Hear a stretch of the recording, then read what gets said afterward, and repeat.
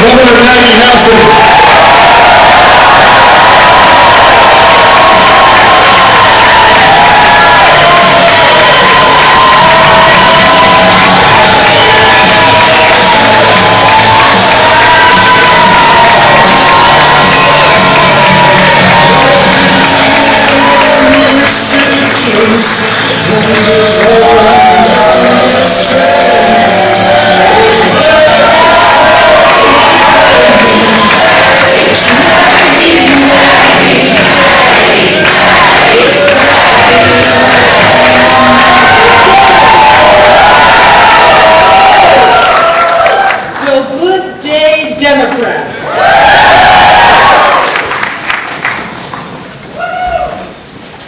Thank you for the welcome.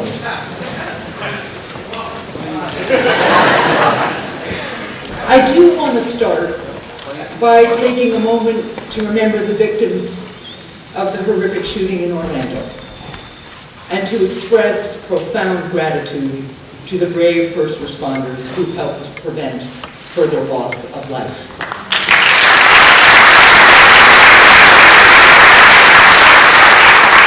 This was a terrorist attack on our entire nation, motivated by hatred, and we must be united in our resolve to rid the world of terrorism and address gun violence across the country.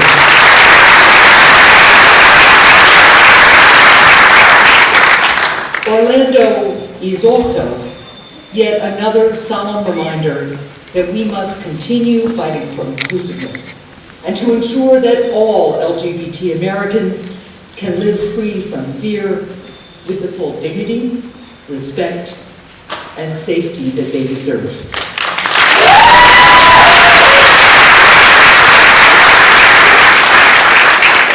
And though we cannot erase the pain of this tragedy, we must stand in solidarity with the people of Orlando and the entire LGBT community, and continue to remind them that they have the unwavering support of our entire nation.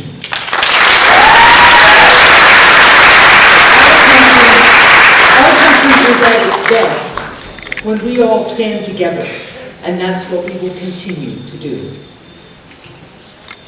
Today, I want to thank Chairman Ray Buckley and the hardworking New Hampshire Democratic Party staff for putting together another successful convention with such an amazing turnout.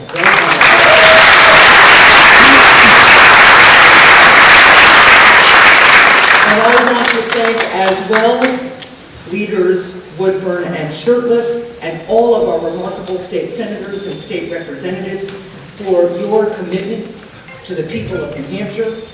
And I also want to thank my colleagues Colin and Ostern and Pappas for their dedication and service on the executive council.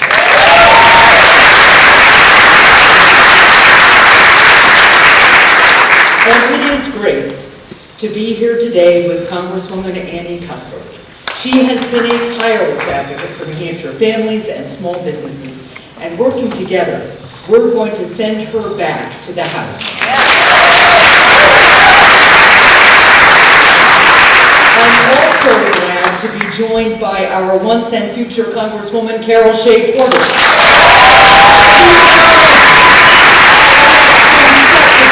Fighting for New Hampshire's families, and we need to send her back to the House too. And it's always an honor to be joined by our Senator, the incomparable Jeanne Shaheen.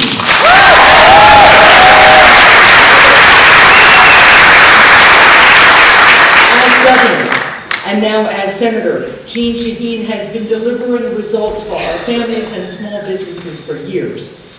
And with your help, I look forward to joining her in the United States Senate so that we can finally have two senators who will always put New Hampshire first.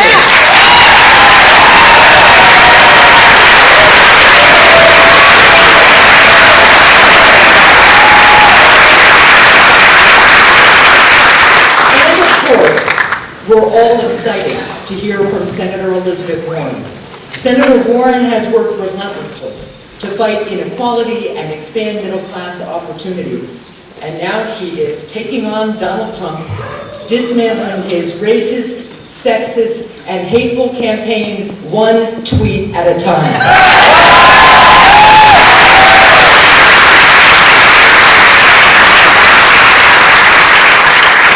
Most of all, thank you to all of the New Hampshire Democrats here today for joining us and for working to elect Democrats up and down the ballot. One of the biggest reasons our campaign will be successful this fall is your dedication and your commitment to moving our state forward. Our grassroots supporters give us an edge that no amount of outside negative spending can overcome. So thank you all for your support today and every day. I'm extremely proud of the progress we're making to build a stronger, more innovative New Hampshire, where education and small businesses drive job creation. Working across party lines, we passed 2 fiscally responsible, balanced budgets that invest in critical economic priorities.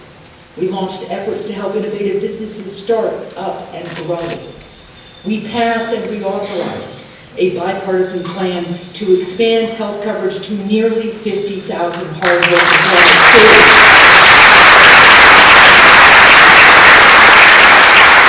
We are providing a strong and comprehensive approach to the substance abuse epidemic.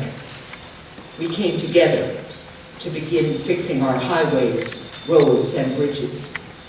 We froze tuition at our state universities for the first time in 25 years, and we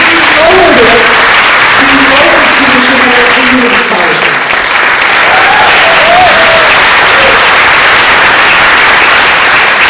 And we are seeing the progress all across our state. Our unemployment rate is now 2.7%, among the lowest in the nation, and we have more people working than ever before in our state's history. We were ranked the best state to live and earn a living, and for the 3rd year in a row, we were ranked the strongest state in the nation, based on more than a dozen measures of economic strength, community safety, and quality of life.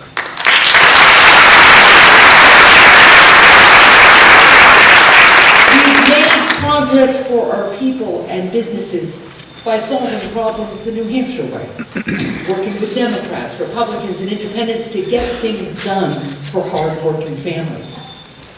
And it's long past time for Washington to take the same approach.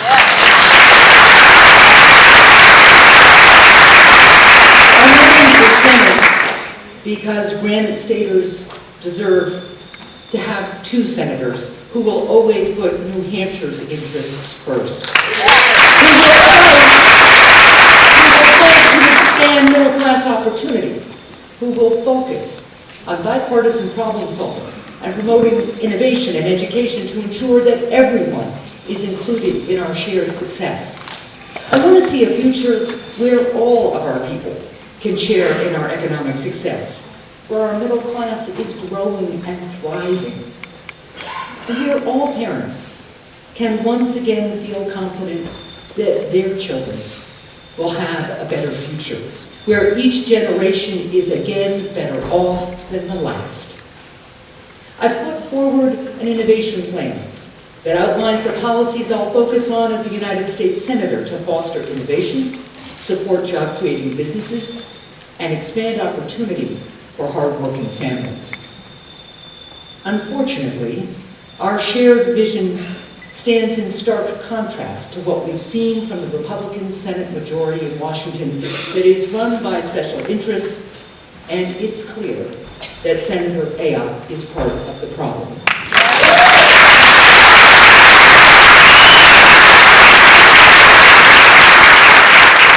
Ayotte voted with the Koch brothers nearly 90% of the time during her first 4 years in office, and consistently put her far-right party leadership and special interests ahead of New Hampshire.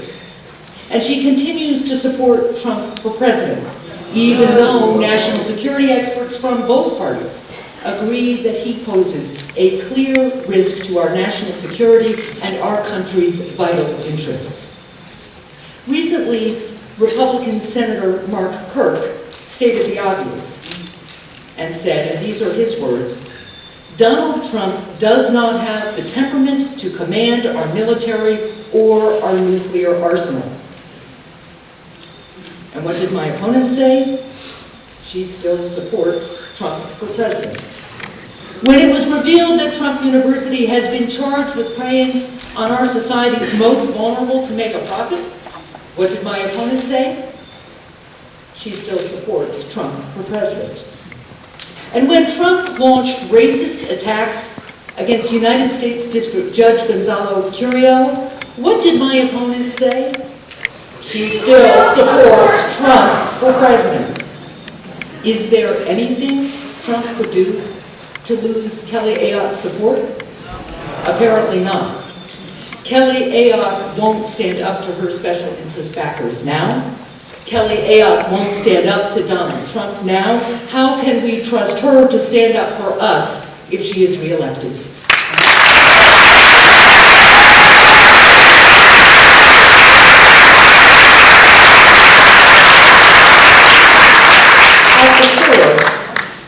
Both Trump and Ayotte agree on a far-right special interest agenda that would pull our state and our nation backward.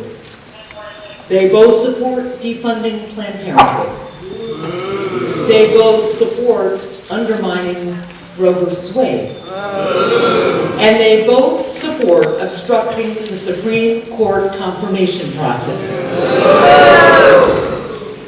Ayotte's support for Trump is just another example of how she puts herself, her political party, and her special interest backers first.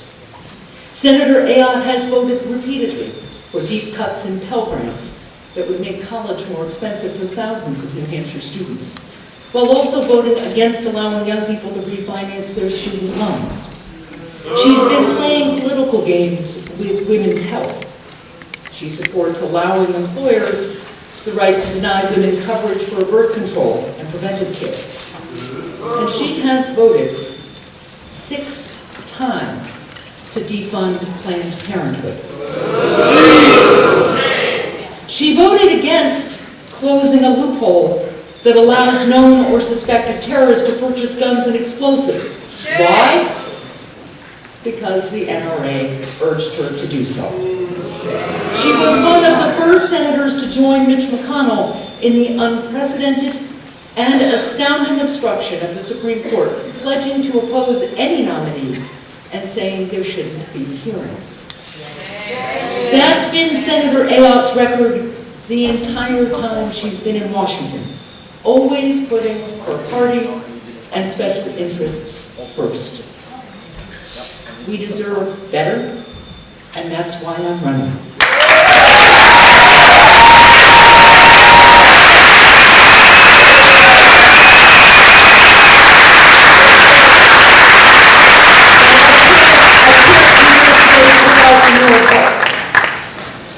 In the Senate, I will work across party lines to foster innovation, support job-creating businesses, and expand economic opportunity. We need to equip Granite Staters to compete in our changing global economy, and I'll continue fighting to make college more affordable and reduce the burden of student loan debt. I'll work to combat climate change, because our economy, our environment, our people, and our way of life depend on it.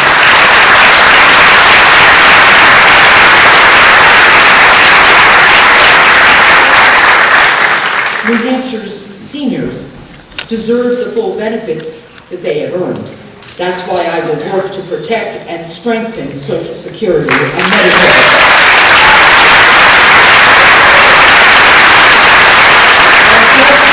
Just as I have done as governor, I will continue to stand with all workers and oppose right to work for less.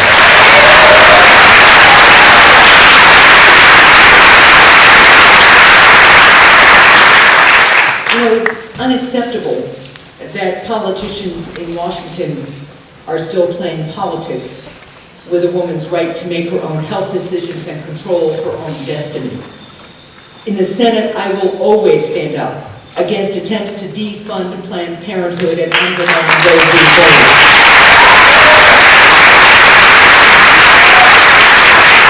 I will ensure that our nation is secure and our communities safe. We have the strongest fighting force in the world, and I will work to maintain our military superiority while also ensuring that the United States of America is the greatest force for good in the world, using our military might only as a last resort.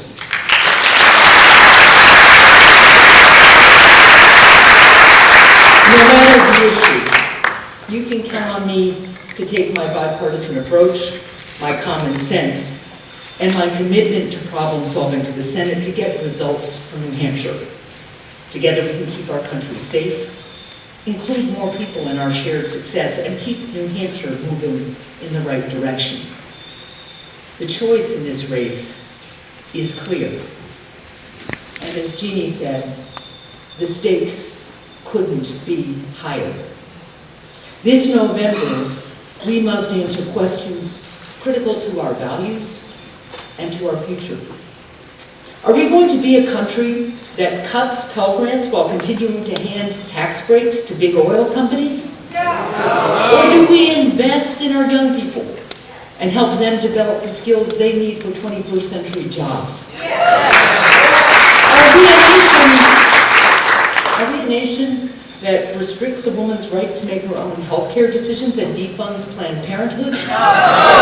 Or do we stand with vital health care providers and help all people access the care that they need?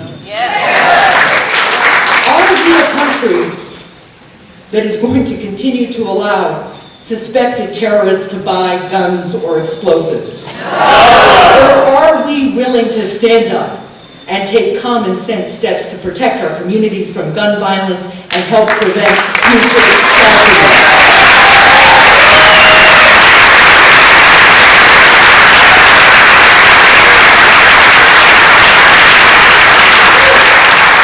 Are we going to let special interests like the Koch brothers spend as much as it takes to elect their hand-picked representatives like Kelly Ayotte?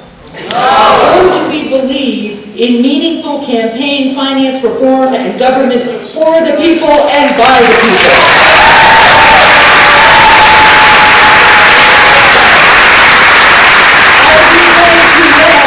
Are we going to let corporate special interests continue to rig the system in their favor?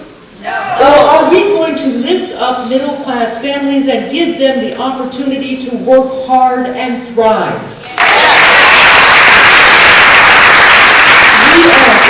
We're not going to change a broken system in Washington if we don't work together. But together we can and we will create a brighter future for all Granite Staters. Thank you, and onward to victory in November.